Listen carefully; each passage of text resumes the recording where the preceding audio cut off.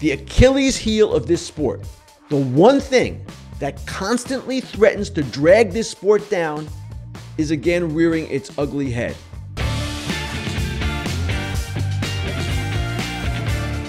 Welcome to this week's edition of Fair Territory, the first of two Fair Territories. Remember, we are going 2 a week now.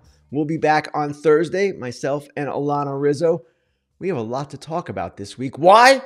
Because opening day is Thursday, the domestic openers, and we're all looking forward to that. And we're actually going to talk a little bit about baseball on this show this week, even though the off-the-field issues continue to dominate the headlines. And the first of those, of course, the biggest of those, the biggest story in baseball right now, Shohei Ohtani Ippei Mizuhara, all that is going on with the investigations into Mizuhara and his activity with an illegal bookmaker.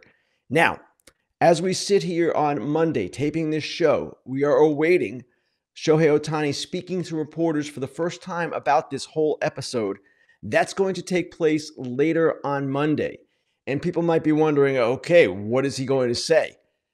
I wouldn't expect a full-blown news conference here. He's not going to sit and answer questions for a half hour, not with 2 investigations open right now. Major League Baseball's investigation and the federal government's investigation into Matthew Bowyer. So I also would not expect Ohtani to simply say, guys, I can't say anything. He told reporters on Sunday that he is going to talk. So where is he going to go with this? What is he going to say? That remains to be seen, but I expect it to be something more than cannot comment with 2 investigations ongoing. And actually, there might be a third investigation too. There is a third investigation, the IRS into Mizuhara and the payments that went to the illegal bookie. So what is going on here? We still do not know.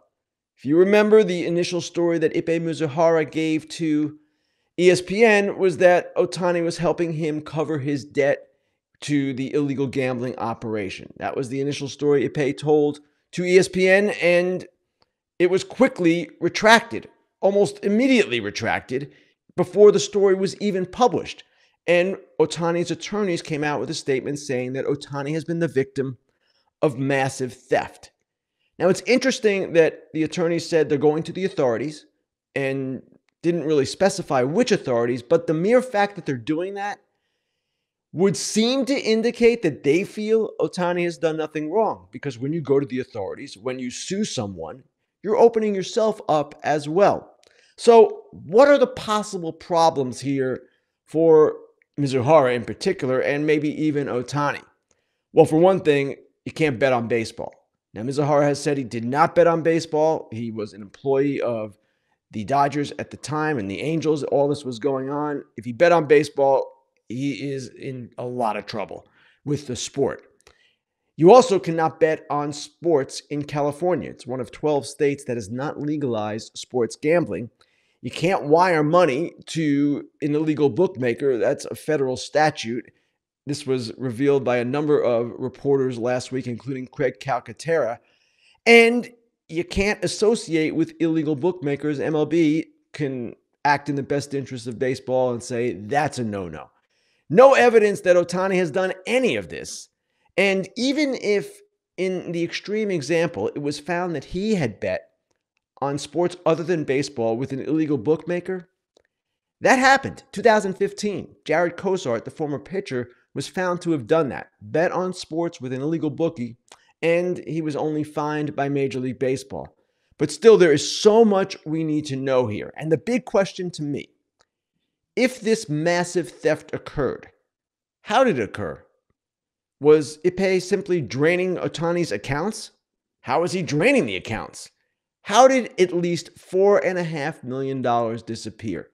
Presumably, as this federal investigation continues, we will learn more, but it is a very odd situation to say the least, and we all would like to know a lot more about what exactly Ohtani's involvement was, if any, and what exactly Ippei was doing. Now, on to baseball.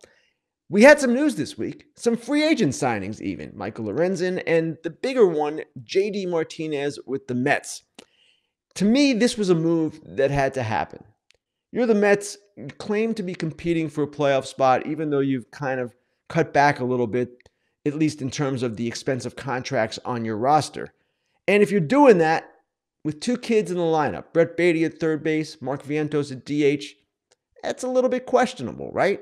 You've also got Starling Marte coming off an injury-marred down season. Harrison Bader, not exactly an offensive force. You've got all these questions in your lineup, and you're going with two kids? I don't think that was going to cut it. Now, I know statistical analysts will say the idea of protection is overblown. And Brian Kenny on MLB Network has lectured me on this many times. But the Mets needed another bat. And whether you believe that Martinez will offer adequate protection for Pete Alonso, or whether you believe it doesn't matter, it still lengthens the lineup. It makes the Mets a better offensive team. And that's going to be important because I mentioned some of the questions in that lineup. Baty is one. Marte is another. Bader a third. And you've got Jeff McNeil coming off a bad year, or at least for him a bad year, and he's had some biceps discomfort during spring training. So the Mets needed another bat, and JD Martinez was the best bat still out there. And the structure of the contract is rather interesting. Let's take a look at the deferrals in this one-year, $12 million deal. Look at the way Steve Cohen and the Mets structured this. JD is going to get $4.5 million this season, and then $1.5 million per year from 2034 to 2038. This reduces the Mets' cash obligation for this year, obviously. Also reduces the luxury tax number on this contract. It's valued at $12 million, but when you account for the present-day value, which has to do with the deferrals, it's less than $9 million. So the Mets get JD, a move that, in my estimation, was a very positive move for them. Still have questions about their pitching. I'm still not convinced this is a postseason team, but we will find out. Also this week, who made the team and who didn't? We'll start with a guy who didn't make his team, and that would be Jackson Holliday. Jackson Holliday, the top prospect in the game. The Orioles general manager Mike Elias had said from really back in December that Holliday stood a decent chance of making the club. So what happened? He had an amazing spring. He batted .300, OPS was over 900. He was a guy that did everything the Orioles could have asked, and yet he still did not make the team. So some of the reasons the Orioles gave, well, Jackson Holliday is still 20 years old. He's played only 18 games at AAA. He's learning a new position, second base, and they're concerned that he might struggle against advanced left-handed pitching. He's a left-handed hitter.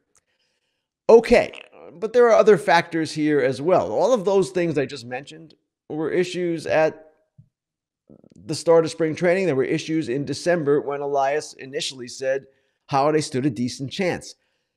The other factors include two other infielders, Jorge Mateo and Ramon Urias, being out of options. So if the Orioles part with one of those guys, then they'll have to put them through waivers. Very possible they could lose one of them. They don't want to do that. Service time also could be in consideration here, but I don't believe it's a major factor. Now, Jackson Holliday is represented by Scott Boras. Therefore, it's going to be difficult to get him to sign an extension. We know that Boras clients generally, not always, generally, do not sign extensions. They go to the open market to establish their values there. Gunnar Henderson, also a Boras client. Yet the Orioles kept Henderson from opening day last year, so why would they keep Jackson Holliday in the minors?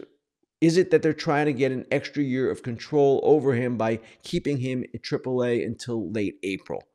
Well, that was the old theory on service time manipulation. The problem with it is, if you're a club trying to do that, is that if Jackson Holliday comes up, say, May 15th, and then finishes first or second in Rookie of the Year voting, which he certainly could do, he's an extreme talent. Under the new CBA, the present CBA, at that point, he would get a full year of service time. So the manipulation would not work.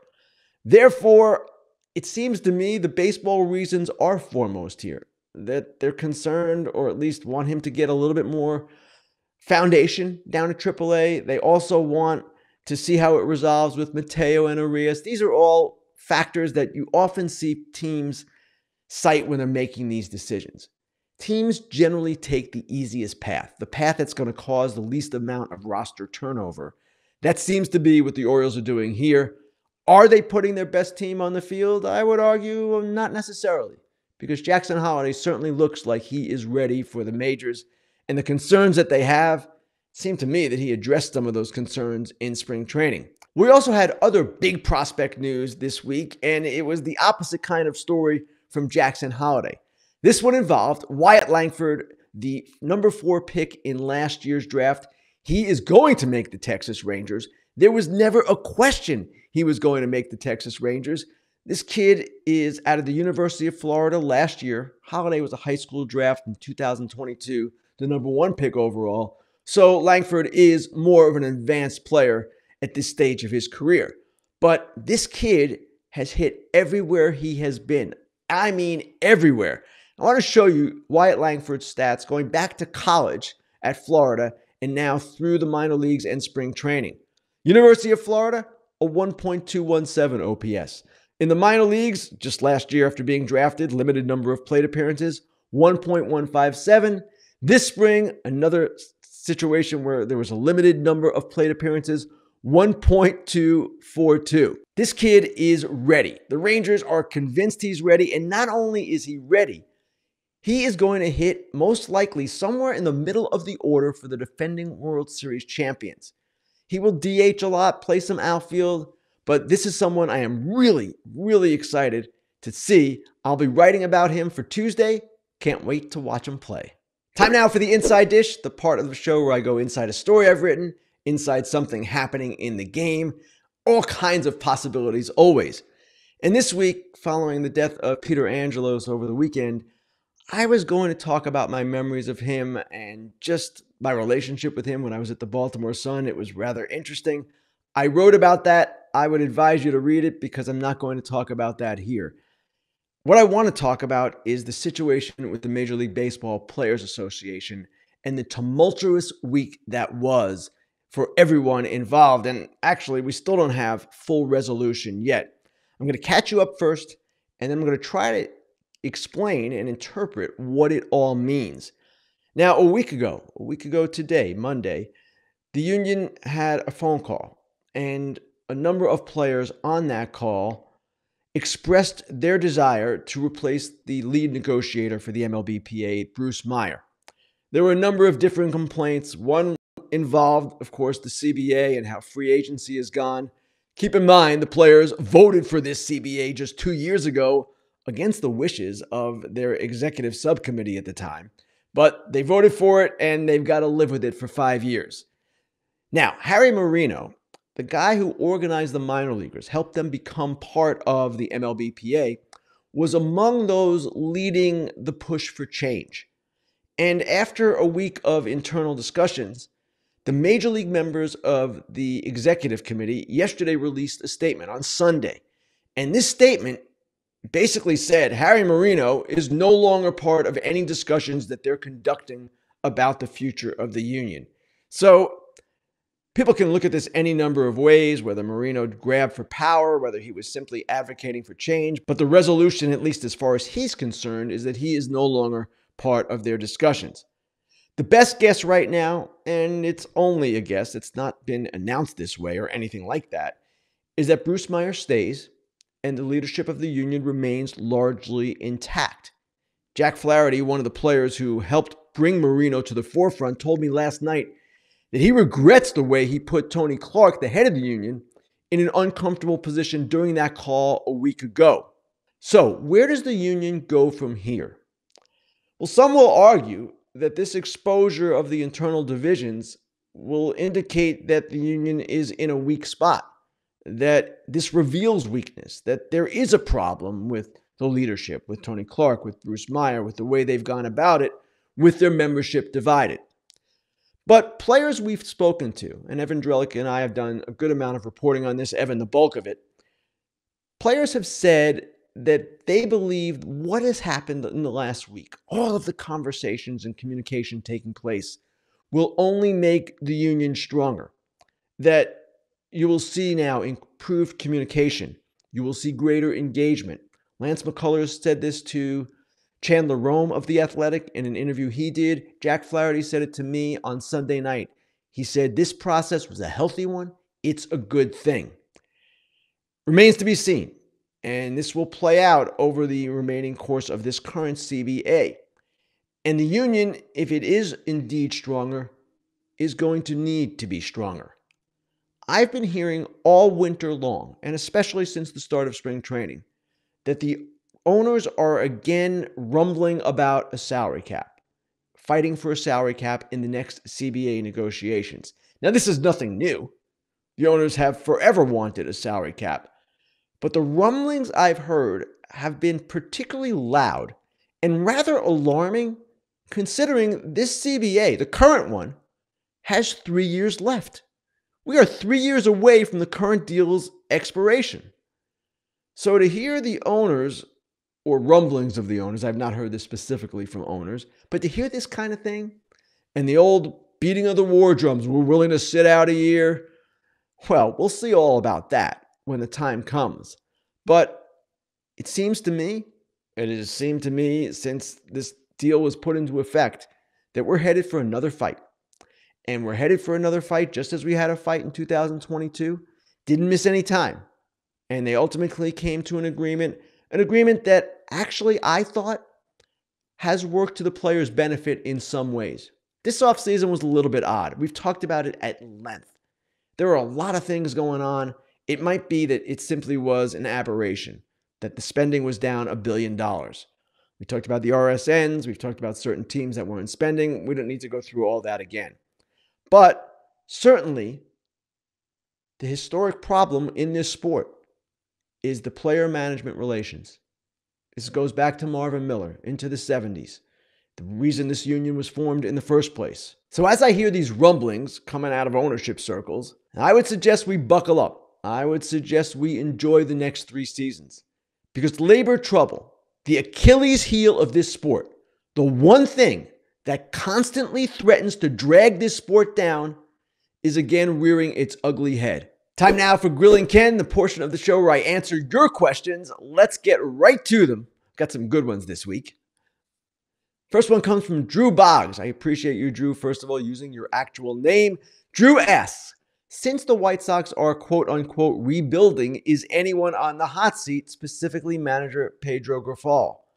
Drew, the White Sox have a new general manager, Chris Getz, so he obviously is not going to be on the hot seat in his first year.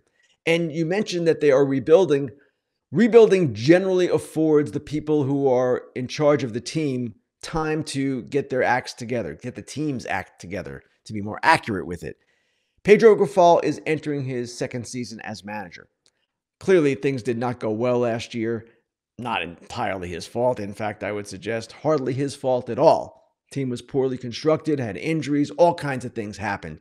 And now they've traded Dylan Cease. They're trying to patch together a rotation and a bullpen. They've got some interesting position players. They've got some kids coming like all teams do. But no one expects them to compete for a playoff spot in 2024, even under an expanded format. Now, if Pedro Grifol somehow shows this season that he is not ready for this job, that he is incapable of handling it, if he loses the clubhouse, sure, it's possible that a change could be made. Chris Getz is a new GM. He inherited Grifol. So, yes, it's always possible, but man, that would be a rough thing to do, to fire a manager in the middle of a rebuild like this. Second question comes from Patrick H., who asks, will Jordan Montgomery sign before this episode airs? Well, I've got to tell you, Patrick, I hope that isn't the case because it would date this episode, make it a little bit outdated, but I don't expect that necessarily to happen. And I know what Jim Bowden reported over the weekend, that there's more activity around Montgomery. Well, if there was so much activity, he would have been signed long ago. He is not signed. I do expect him to sign at some point. He is going to pitch this season, but the Rangers were always thought of as one landing spot, and Michael Lorenzen was their choice because he came for a lot less money. The team with RSN uncertainty, their owners have clamped down because of that, even though they just won the World Series. So I would think the Rangers are out. There certainly are other teams that have suffered pitching injuries that could use the help. But the question is, how much money are teams going to be willing to spend as the season begins? And that's the question Jordan Montgomery has faced for some time now. We've seen the other 3 members of the Boris Four. I'm talking about Matt Chapman, I'm talking about Cody Bellinger, and Blake Snell, agree to short-term deals with opt-outs. I don't know that Jordan Montgomery will be in the same position. He was ineligible for a qualifying offer. You're not going to lose a draft pick for signing him. You can maybe extend a little bit. But again, we are all waiting to see where he lands. Finally, the last question comes from Wesley Rackley, also using his real name. Wesley, appreciate it. Ken, give me your favorite heartfelt moment in baseball that you can remember. I was going to say Cal Ripken breaking the consecutive games record, but I've talked endlessly about that. That was an emotional night, 1995. But I want to go back to 2016. One of the saddest days that I can remember in the sport. Jose Fernandez, the great Marlins pitcher, had just passed away, a boating accident, and the Marlins took the field to play their first game without him, wearing everyone number 16 with Fernandez's name on the back of their jersey. D. Strange Gordon comes to the plate to lead off the game. Here's what D. Gordon did. He hit a home run. He hit a home run, which is something that was so rare for him in his career. He hit only 18 home runs in his career, D. Strange Gordon did. And yet, you see him cross the plate here. You see the emotion in his face. He was in tears as he crossed the plate, embracing his teammates. That was one of the coolest, craziest things I've seen. Crazy because D. Strange Gordon has so little power, had so little power in his career. What a way to remember Jose Fernandez. What a moment that was. The death of Fernandez, of course, changed the course of that franchise.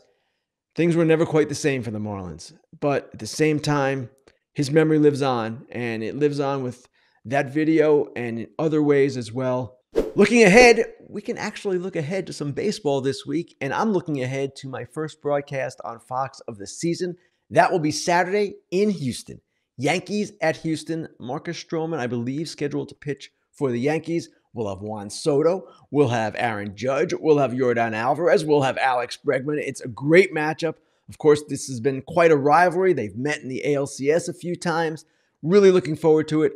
This is my 19th season at Fox, and I'm excited about that. I'm proud of that. Every year is special. Every year is different. Every year is exciting. Thanks to everyone for watching. Thanks to everyone for listening. And of course, for your questions as well. You know where to find us. Apple, YouTube, Spotify. Like us, subscribe to us. And remember, we will be back Thursday. I'll be back with my new co-host, Alana Rizzo. We'll have a show, and we're going to be live, and we will be answering your questions. So get your questions ready. Join us on Thursday. We'll be talking to you again real soon. The first bet $1,500 offer is on. Download the BetMGM Sportsbook app on iOS or Android, or visit BetMGM.com. Sign up and deposit at least $10 into your new account. Place your first wager and receive up to $1,500 back in bonus bets. If the bet loses, got to use the bonus code FOUL, F-O-U-L. And if that bet does lose, your bonus bets will be available once your initial wager is settled. Also, North Carolina, brand new. You've got the BetMGM Sportsbook app, or go online, and that's the Bet 5 Get 150 instantly offer. You get $150 in bonus bets, regardless of the outcome of your wager, when you put $5 into your account and place a wager at standard odds price at $5 or higher. Gambling problem or concern? Call 1-800-GAMBLER. Hey everybody, be sure to like and subscribe for more content. Fair Territory airs each week, and we'd love for you to become a part of our community. Here's another video you might enjoy. See you next time.